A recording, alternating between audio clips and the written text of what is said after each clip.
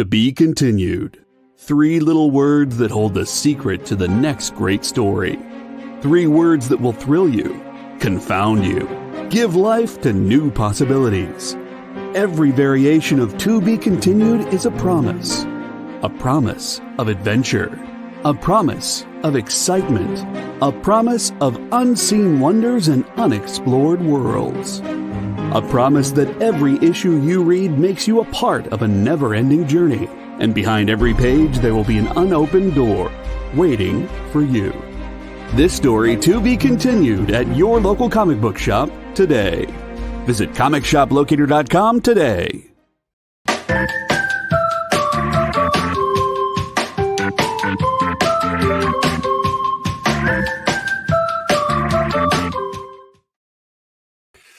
Good afternoon and welcome to the Dan Wickline Show. I'm your host, Kiefer Sutherland, and well, I'm sure not going to be here for 24 hours, so we'll just see how that goes. All right, we've got, I've got guests today, but as you may guess, we are not live, which is normal for the show. That's because I am currently on vacation and did some pre-recorded interviews. So I am lucky enough to be joined by the lovely duo of Dan Bridges and Emily McGuiness. I'm going to bring them in now. Hi. Hello. Hello. So, Dan is a former actor and stuntman. Emily used to work for Boom Studios and has done a lot of production stuff. And now they are working on a book together. So let's go ahead and tell us what is the book that you're working on and, you know, a little bit about it. I get to hold it. Our full-length graphic novel is called The Zombie Game. Woo! It is about a group of college students who attend an end-of-the-year party only to find themselves hunted by the rich in a live-action zombie apocalypse video game. Okay. Yes. Now, are they zombies, or are they just pretending to be the zombie, or are they in the role of the zombie in the game?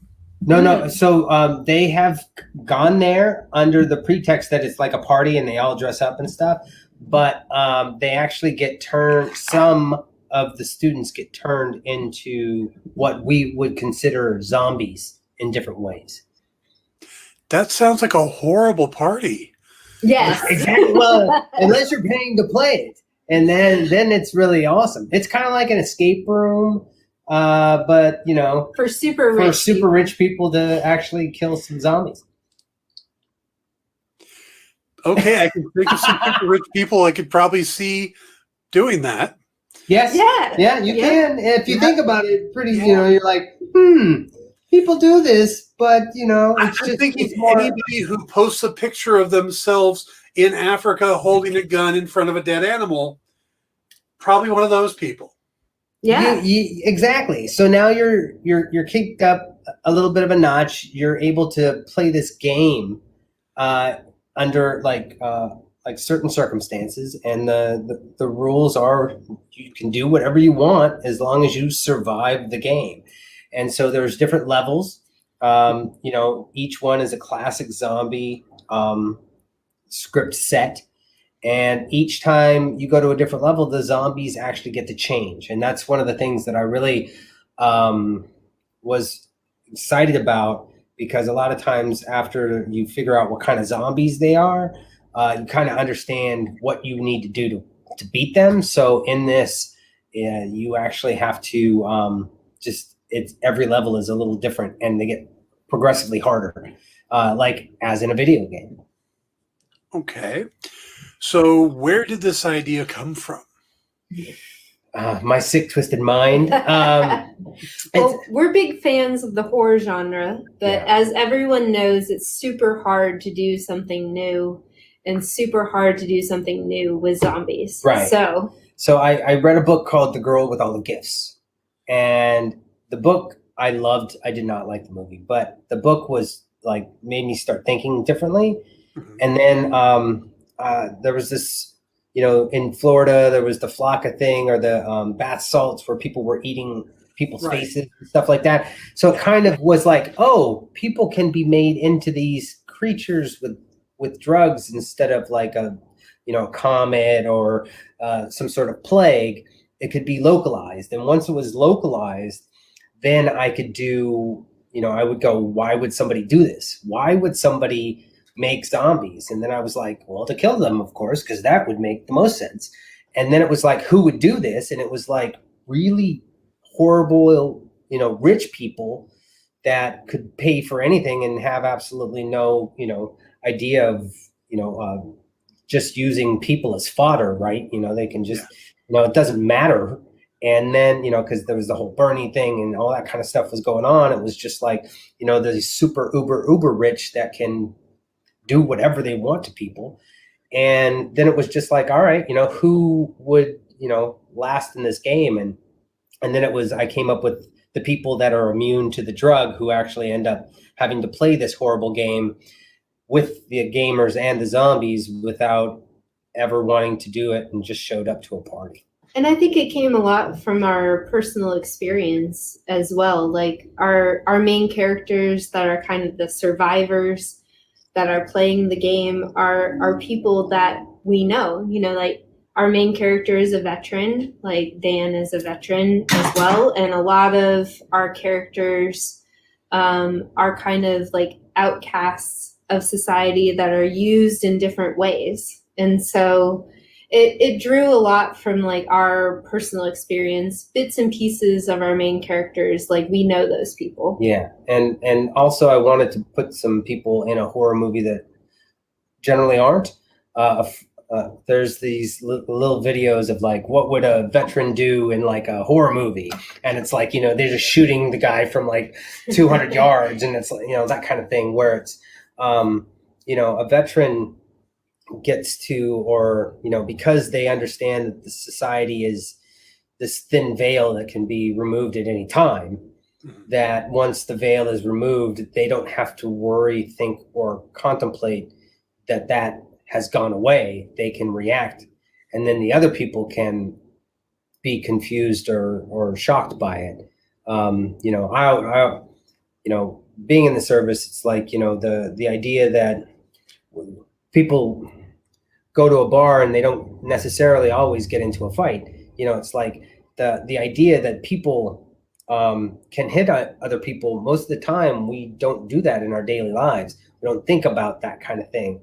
But a veteran knows that it's all just kind of like this just thing that we accept and we think is the way society is.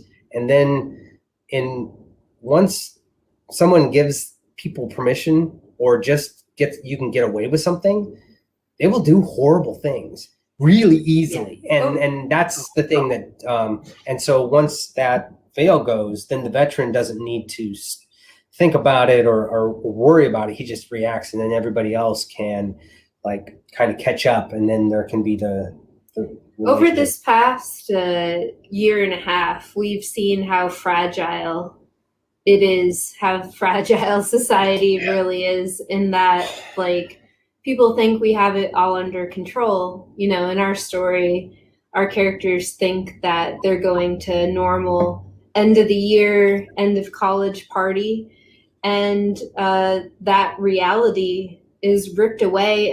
And what would you do in those circumstances? Like, how would you react? And a big theme we wanted to put forth was that like people's weaknesses are actually their strengths in the game. That's the reason that they survive. The logic kind of behind how we created zombies was that the person who is putting on this game makes zombies through a drug. And the people who are not turned into zombies are actually people who are on psychopharmac medication. So Adderall and like antipsychotics and things like that. So those people who are not like normal, who are not seen as like good in society or useful, are the ones who are actually surviving this thing, and their weakness is what allows them to like get through the game. Yeah.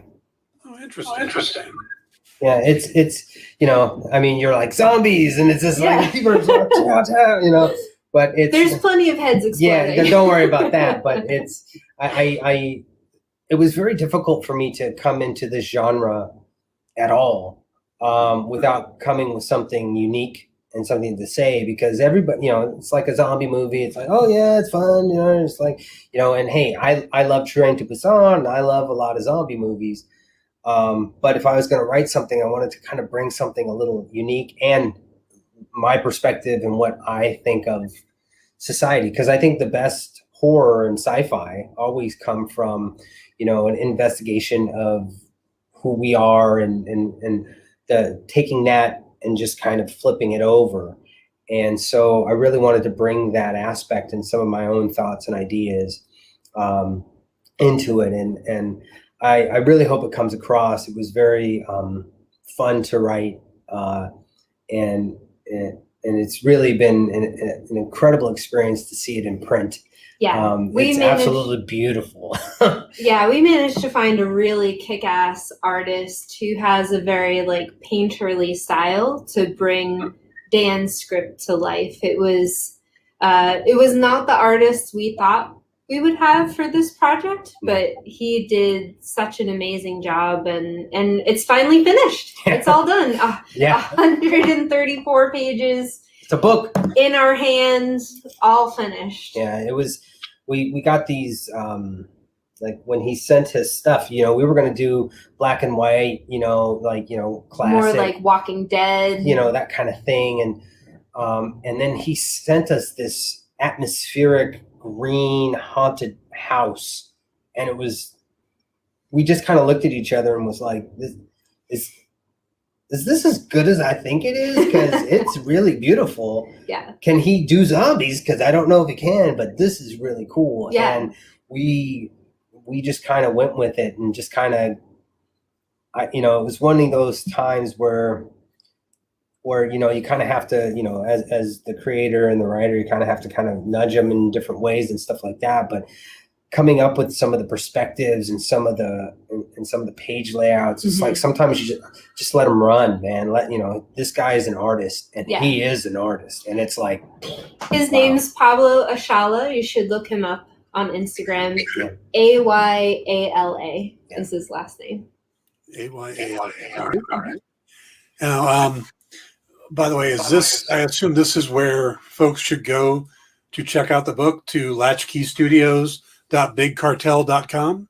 Yeah, that's our storefront for now. We also have an Instagram account at The Zombie Game where you can find all our links and you can see some of our art as well. Our Kickstarter just finished. So, you can go to that link if you want to pick up a book. Or if you would like to pick up a companion coloring book that goes with the graphic novel. You have to explain who so this guy right here. Oh, right here. This guy is the service dog that's over Mir. Over Mir. And he is the service dog to Oz. And him going through the game, we gave him his own book because he needed a perspective of what was going on, because he is awesome. And so there's all these little things. He wants a chest scratchy over Mir. It's really adorable. He lays down and eats a lot, just like our real life dog. Now, is the coloring book more for adults or children, or? I would say adults. It has some adult zombie imagery on there. There's a dismembered head right here. There's a head. It might not be good for some children, but it depends on who the parents are. Yeah. Depends on who the parents are. Yeah. My best friend's son, his first words were Michael Myers, so he would be fine. There you go. Yeah. Oh, very cool. Okay, so Dan wrote the script. Yeah. Pablo drew it. But Emily, you're an artist as well, right? Oh yeah. Yes. Well, first of all, she drew this guy right here. Okay. And she put this whole shebang together. Like, she is the mastermind, because I would have been over here just like this. Like, I wrote things. I did. She had to edit. She had to take the script and actually make it make sense for a graphic novel. She did all of it. So very, very, very many kudos. And plus, she has other books. Yes. Yeah, I went to Savannah College of Art and Design and got my artist chops there, and I did the Comic-Con circuit for a long time. So when it was time for Dan and I to do a book together, we were all prepared. We were all prepared to go to conventions. Yeah, we were really excited. We got our books, and we're gonna go, and we're gonna get a little table, and we have the comic book, we have the coloring book, we have a cool coffee table ABC book, and we're like, oh yeah, we have a little body of work ready to go, and then COVID. It's a long sucky. Yeah. It's a long sucky apocalypse. Yeah. Yeah. Yeah, I had just about gotten burned out on the con circuit, so this little break, not too bad, but I'm ready to get back. Actually, the first con I'm going to go back to is one you guys, if you're not already set up for, might be interested, Comic-Con Revolution in Ontario. Ooh, exciting. Yeah. That is a great show. It's still somewhat new. I think this will be like the third or fourth year total. So if you guys haven't set up with them, you should reach out to them. If you don't know who to talk to, hit me up on Facebook, and I'll put you over to Sig, who books their guests and stuff. And they're it's going to be in December. Oh, okay. Yeah, it's definitely a good show to go to, because you guys are LA as well, right? Yeah. Mm-hmm. Yeah. So now you mentioned Florida for the bath salts. Now, is that just for the story, or is this set in Florida, or where's the? No, it's set in kind of like a nondescript, liberal arts town, like college town. So it's kind of just nondescript. It doesn't, it's kind of that kind of a situation. I was living in Georgia there for a minute, and the news out of Florida was just absolutely incredible.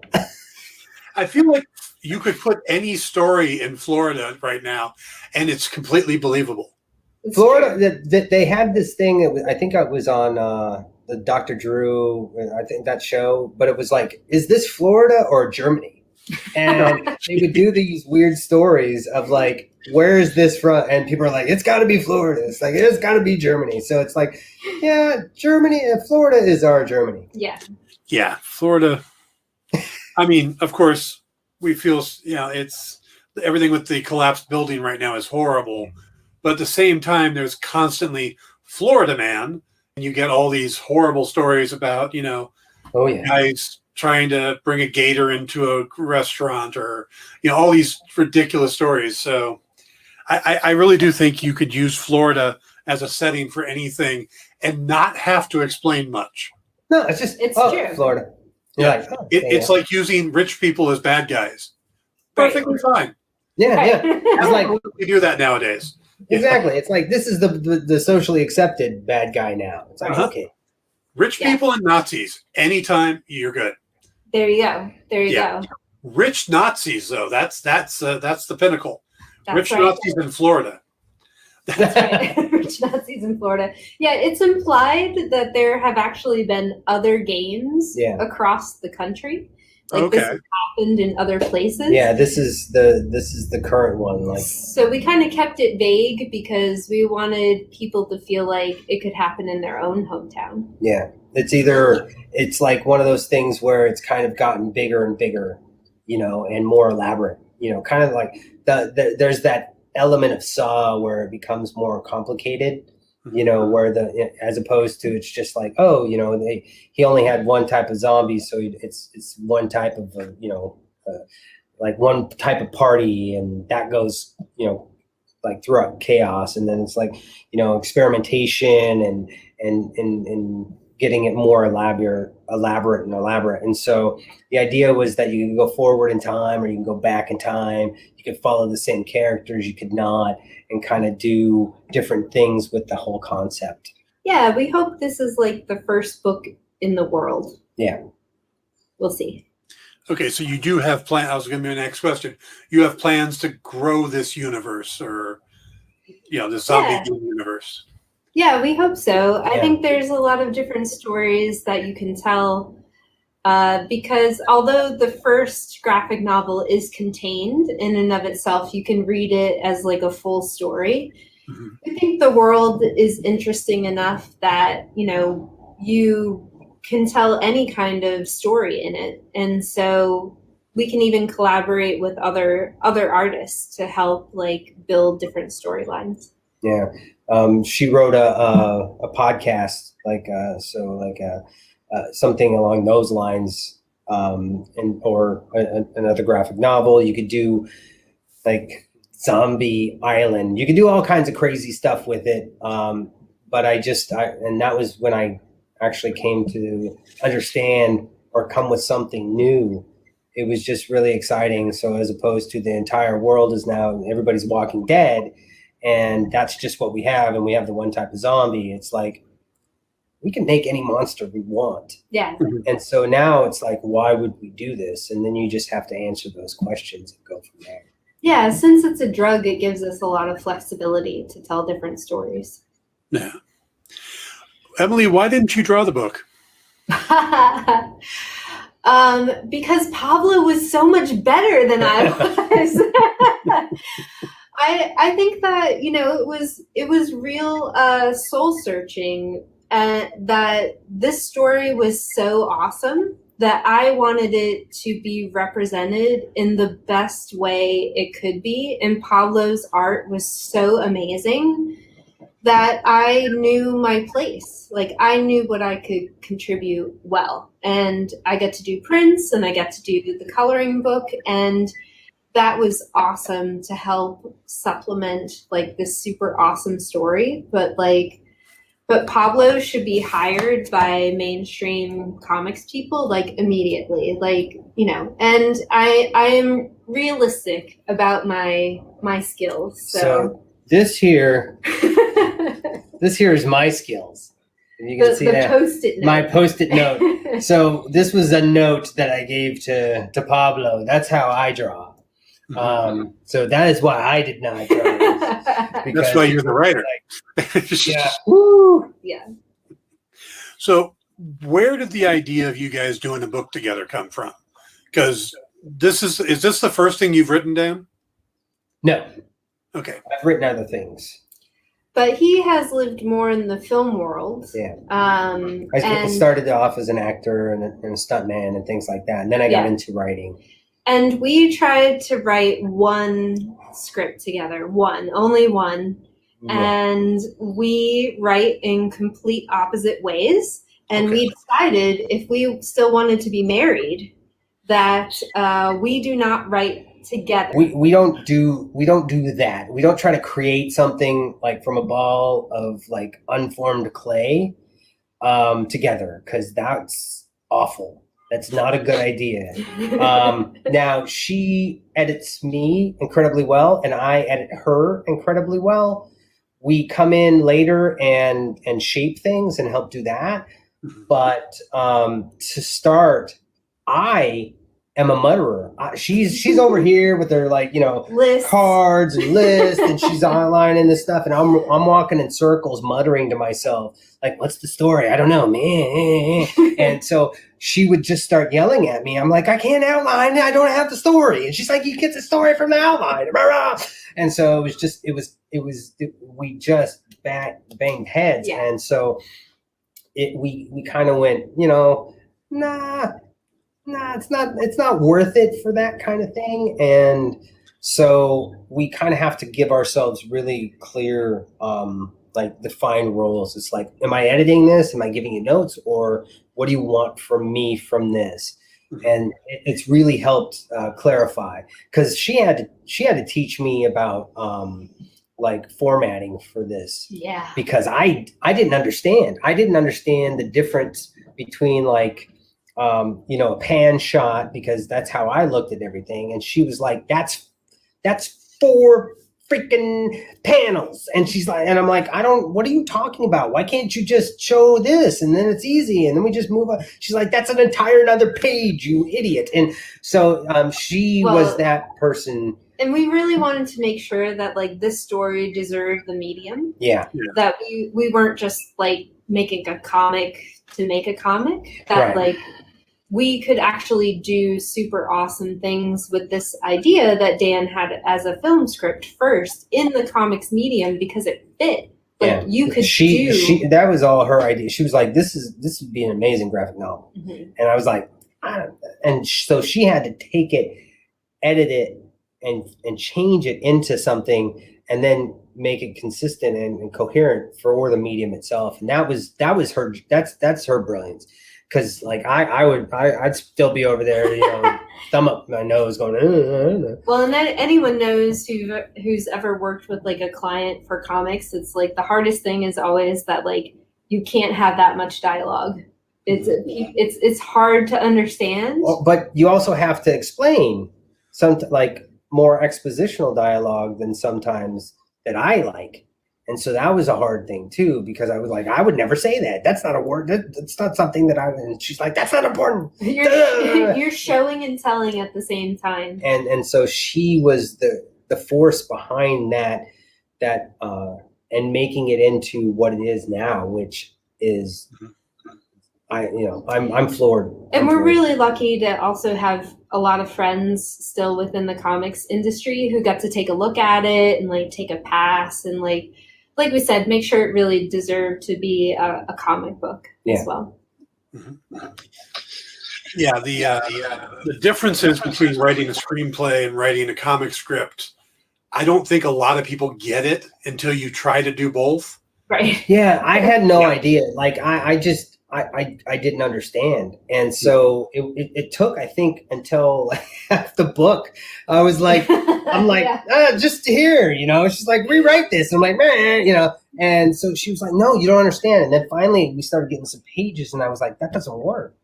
Mm-hmm. That doesn't work. And she goes, yeah, it doesn't work because you're an idiot. And I was like, I know this, but I kind of had to I had to be shown really why it didn't work, and then we had to go back and fine tooth it and just kind of go through it again and again to be like, no, that's still not quite right. And we were that was her. And we were so lucky too that like Pablo knew so much of the medium that he was able to contribute a lot. Yeah. Like his page layout, the way he expressed things through panels, like really told the story in a comic book way as it deserved, even just from our ideas. Because as far as I took it, that's the great part about collaboration, and the great part about comics is like you have a shell and you have an idea, and even your editor and your writer can take it to a certain degree, and hopefully your artist takes it even further. He like some of the shots he are just absolutely gorgeous. There's this down shot of the farm. They're in the barn, and it's looking down upon this whole thing, and it spreads throughout, and then there's smaller panels throughout. And the way he did that was not me. I wish I could take credit for that, but the page layout and how he manipulated and moved through it was like, I was just shocked. I was just like, my God, this is great. Yeah. It's like a great DP. That's the only way I can kind of talk about it. It's like, no. I got a great idea for a shot. And then you're just like, oh, I was just going to pick a static shot and I was just going to go like here. And then I was going to pan. And he was like, no. What we're doing is we're coming down this way. And then you're like, oh yeah, that's how we're doing it. And giving him the latitude mm-hmm. was what I think, finding somebody that is that good and that talented, but giving them the latitude is also like, you have to be humble mm-hmm. because it's not necessarily what you think it should be, but it's actually better. And then you have to recognize that and not be uncomfortable that what you wanted isn't like done by the letter, but it's actually done better. Yeah. And so I think that to be able to recognize talent and recognize when somebody needs a little push, a little pull, and that was, from directing actors and stuff like that in theater, it's like you kind of know when you have to like push somebody and pull it. It's like, whoa, too much, but a lot of times you just kind of gotta let people run. And then she was just like on it. We made sure that we stuck to like hopefully the seeds of the twist ending. Yeah. So like we knew we had to accomplish like some things with the story. Hopefully you feel a connection with the characters. Hopefully like you see them grow a little bit within the story, or at least understand more about their motivations. And there is a big twist to the end. So we had to make sure like breadcrumbs and any corrections were really just that. It was like we have to maintain the integrity of the story. Yeah, we have to make sure that this works. Yeah. Those kinds of things. Because throughout the game, they're also playing puzzles. In order to get to the next level, they have to solve a puzzle, just like a video game. So one is like a set of keys, one is a riddle, one is a scale, and showing those was very complex. very, very difficult. Yeah. And the way I wrote them was a lot more complex, and we had to scale a lot of that stuff down.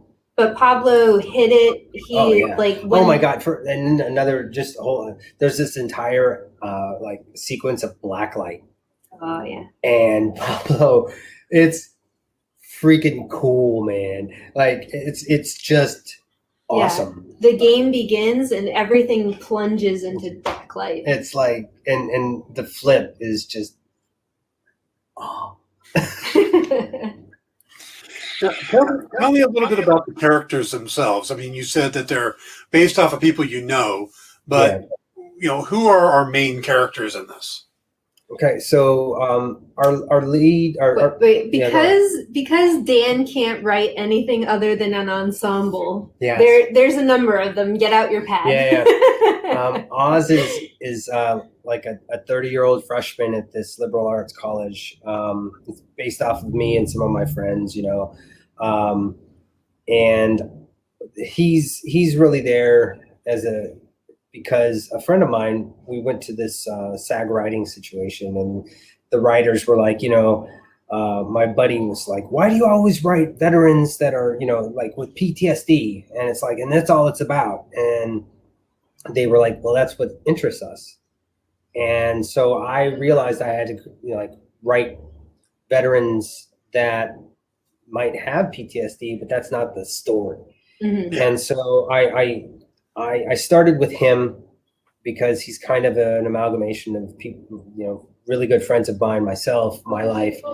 And so he's there. Leg is his service dog, and he's there because of, the issues that he has. Jer is the younger brother of Oz's war buddy who died overseas. And he is the reason why Oz ends up at the party. He's trying to get him to come out and be more a part and bring him with him. And their relationship is what Jer wants is more of a younger brother, older brother kind of surrogate situation. And then you have Terrence, who is one of my favorite characters. He's this giant football player. He's a left tackle, and he's just blown out his knee in his senior season. And he is, from the inner city, and he's just basically lost his entire future because of the bad play. And so he is, walking on a busted out leg, and he goes just because he doesn't necessarily know what else to do. And then you have Lisa, who is the daughter of a very oppressive mother who's just got into Harvard Medical School but has no idea what she wants to do in her own life. But she doesn't know that she has her own life yet. She doesn't know that she is who she is, and so through this she becomes and finds out what she's capable of. And then one of my favorite characters is Megan. She kind of ended up, losing some of her backstory, but she's this like visual artist, and she is she's got schizophrenia, and so she doesn't know if what she's seeing is real or not, and what she can see is beyond what most people can see. And so there's this tilting of like genius and insanity in her that I know, because she's good. I have many friends like that, as artists, that are on that teeter-totter, and on that realm of trying to stay sane but also keep their creativity. And then you have the whole, you have the bad guys, and they are fun. Bitsy, Felton, and Teddy, and they are playing the game. And yeah, that's. You have any? No, that's. I went through all of them. Yes, yeah, a lot. A lot. Yes, She keeps yelling at me to cut my characters, and that I have to. It's like cut them. I got him down to 5. So. He's an ex-actor. Of course, he wants as many people as possible. More people get work. Exactly right. Yeah. So, now, was this self-published, or who did this come out from? Yeah, we did our Kickstarter as our starting point, and we're talking to a couple other publishers. We were just super excited. It has been like a 3-year journey for us, from inception to completion. So we were just super excited to get it out to some of our Instagram followers and some of the people, in the comics community we had been conversing with, but still talking to some publishers. And we were actually able to strike a deal with a company called Macroverse, which is, if you remember the very lame motion comics from the early 2000s onward, they are not those people. They are doing motion comics in a whole new way for a mobile platform. Okay. And so we are actually up on Macroverse right now. They have a whole bunch of comic artists. So they have a little stable of talent and a collection of stories already. And they do some really cool stuff where they kind of go like frame by frame and treat it more like a movie than some of like the motion comics that you've seen. So, but yeah, Kickstarter went super well. We more than met our goal, and looking forward to talking to more people in the future. Good. Now, I noticed on your website there's another book that you did, right, Emily? Yes. What is that book? So it is. I'll grab it. Yeah. I will perform while she's talking her book. Luckily, this is also our Kickstarter fulfillment room, so you're not seeing the whole half of the room dedicated to boxes. But I have an ABC book called Dead Stinky Animals, which actually was a joke that came from comic book conventions. I had tabled with friends for a long time, and everyone knows what happens when you table. There are always those lulls when people are at lunch, or like it's a low traffic time and you're messing around. You get your sketch pad, you're doing whatever. And so to make my friend laugh, I was like, what's the weirdest thing that I can think of? And I was like, well, here's an animal. And of course, they have X's for eyes, because as you do, that's Yes. what you do. And, you know, if they're dead, then obviously they have an aroma to them as well. And you know, it was just one of those weird, quirky things where I was like, this is a fun in joke from conventions, but why not draw it and put it out there into the world? So there you go. Some weirdness. Don't know if I would make that a children's book either, but you can learn your letters from it. Well, you know, 601, you know, it's always a possibility. Again, parental advisory. Yeah. Parental Good, advisory. good. Yeah. That's right. Yeah. Now, we've talked just before going live, and I gotta say, you fascinated me with. You used to be Dan. You used to be Kiefer Sutherland's stunt double. Yes. For Yes, what? I did. For what series? For his short run series, Touch. It's a very strange situation. So I worked with a company called Siglock Military Tactical, and we did all the tactical stuff in a lot of the movies. You'll see us kicking in doors. We did Agents of Shield, and we were on did Godzilla movies and all kinds of stuff like that. And so I'm at work and I got this giant beard and all this stuff, and I'm getting blown up on my phone, and it's the guy that I'm at. I'm working as a server because that's what you do as an actor here. And I get up to my phone and it's blowing up, and I got calls and missed calls and everything. And I'm like, what the hell's going on? They're like, dude, you got to get to the studio now. They want to check you out. It's like, you got it, because the guy's gone and he needs to approve you.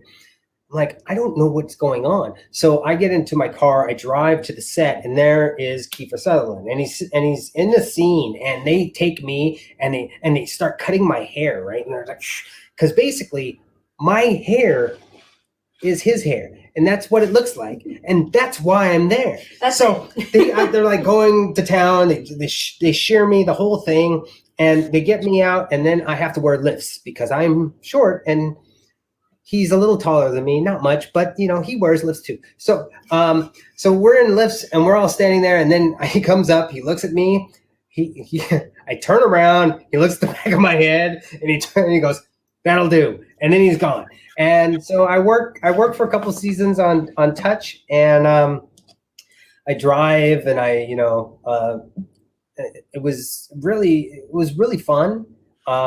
And it wasn't like 24 where he was doing all the other kind of crazy stuff. Yeah. So it was easier days. But yeah, it was interesting. And that kind of like, I fell into my stunt career.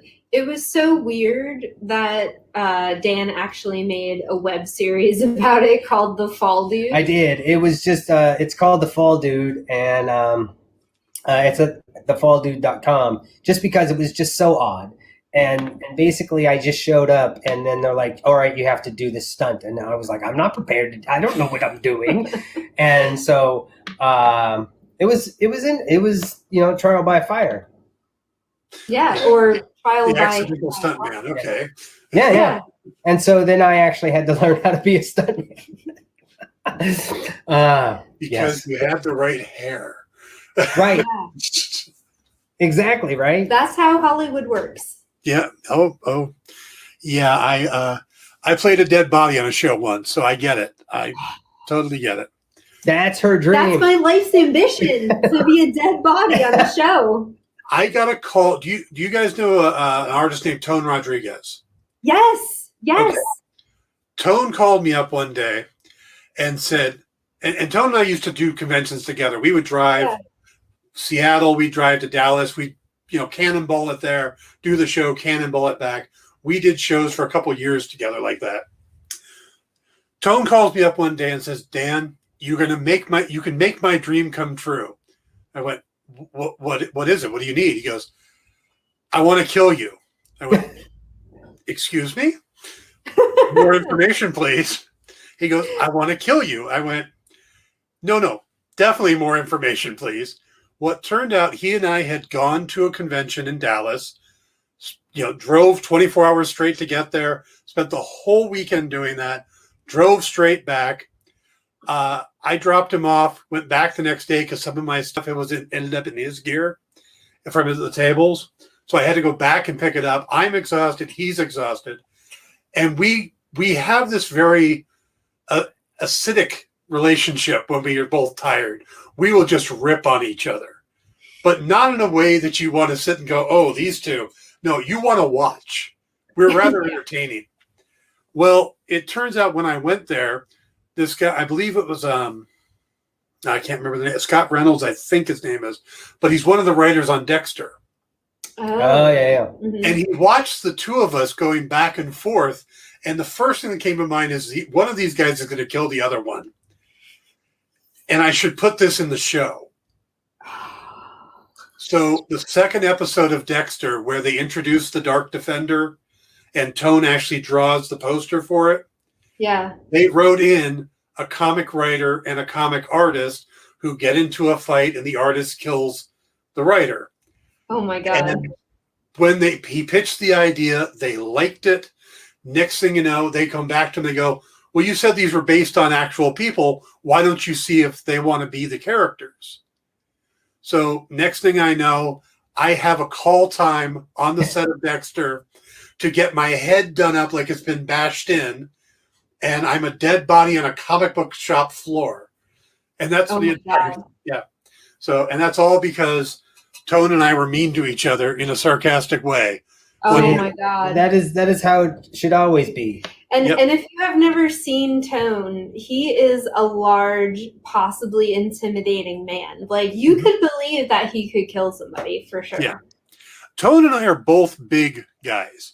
He and I mean, he once drew a picture of himself he drew a picture of me on a table. Then he tore a piece of the tablecloth off, his paper tablecloth, and he drew a headband and put it over. He's like, look, it's you, it's me. It's you, it's me. We both had the long beard thing going on. And so we're both huge guys. I mean, I'm 6'6", and I'm actually tall. I'm bigger and taller than Tone. Mm-hmm. So, yeah. It was just fun. And he got to play the guy that killed me, and he gets arrested. But yeah. So that's so cool. Yeah. So, yeah, I understand. Hollywood works really weird. Yeah. Yeah, it's random. It's totally random. Yeah. Yeah. Now, Emily, you said you used to work at Boom Studios. Now, were you an artist at Boom, or did you do other stuff for them too? So I worked with Chip Mosier in the marketing department for a lamentably short amount of time, but it was super fun. It was just as they were starting to ramp up all their Hollywood stuff. Mm-hmm. So I got to see, they were doing like Farscape at the time, like Key of Z, all of that type of stuff. So they were actually still in their kind of like, I guess like below Beverly Hills office, like before they moved elsewhere to LA. So it was a super fun experience. Like, Ross Ritchie is has such amazing knowledge of the industry, and has really built up that company into, I think it's still the 5th largest publisher in the US, and has just done everything really smart, like having that mix of creator owned and known IP.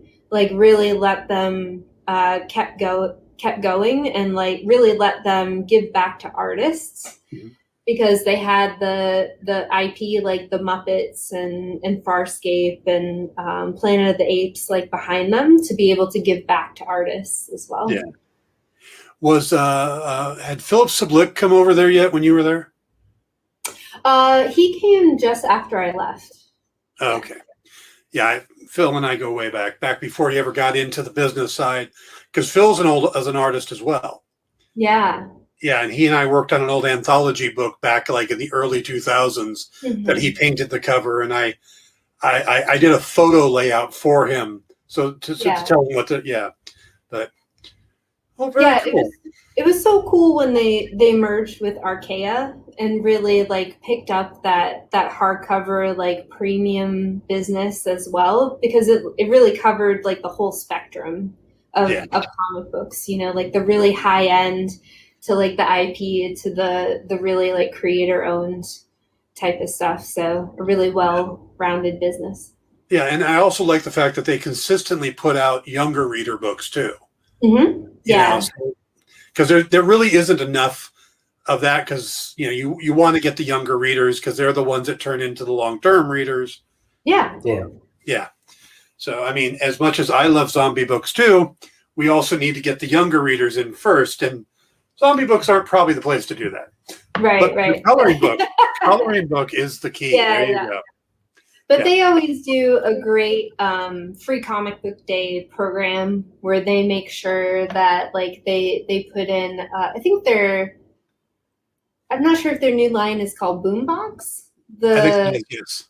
Yeah, the younger line that they have, and they really grew that out too. Like it's great to see that like the medium is being appreciated and new fans are coming in. All right, we got a few minutes left, maybe about 6 minutes left. So, what's next for you guys? Where do you go from Zombie Game? Oh boy! Well, and when do we get the video game version? We would love the video game version. Activision, call me. Come on, man. Well, right now we are actually, you can't see the room behind us, but we are in the midst of the last of fulfilling our Kickstarter. So that has consumed every moment of our attention, because we want to make sure that we get all of that out in a timely manner. And we really thank the people who supported us so far. And then, like we said, we would love to keep playing in the world. Yeah, it's for me, it's so, I hate to end on a bad note, but it's been a really rough year creatively. I know that a lot of people are like, hey, I'm going to stay home and do nothing and write a lot of stuff. And that wasn't really what happened to me. And it's been a rough, quarantine.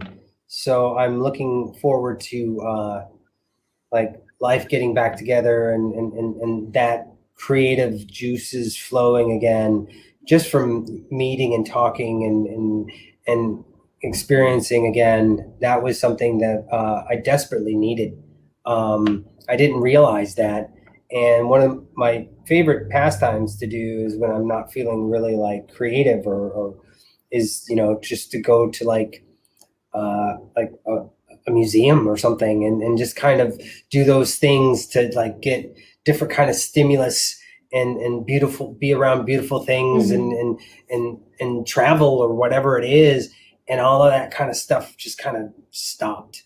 Yeah. And so a lot of the things that kind of recharged my battery to get my, juices flowing again kind of weren't really rolling. So now I'm looking forward to getting those juices flowing again. Yeah, we would always go to great comic shops here in LA and in bookstores as well, where you can just kind of browse and feel creative. And it has been very tough. I think like Dan said, everyone wants it to be the ideal where we were all super creative and we had all this introvert time to live our best goal life or whatever, but it was really hard. It was really hard psychologically. So yeah, definitely looking forward to refreshing and getting a new creative perspective. Yeah. I know in 2019, I wrote 4 novels and a graphic novel. Didn't do anything during the pandemic because your priorities were different. I'm currently in a situation where I take care of my parents, and 78 and 84 at the time, and that became the focus. I learned to cook during the pandemic because we weren't going to restaurants. We weren't where if I wanted to write and I needed to get break a story or something, I'd go sit at a Starbucks or at a Denny's or something, just get out of my normal comfort zone and just focus on that. And you couldn't do that anymore.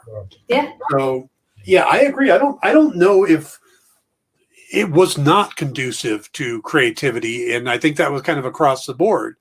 You know, we have our habits as creators that were suddenly gone, just like everybody else had the things that were suddenly gone for them. Yeah. You know, so yeah, I think, but I've been talking to creators, and a lot of them seem to be just now getting the juices fired back up again. Yeah. Yeah. You know, I mean, I think I wrote my first comic script since mid 2019 Monday.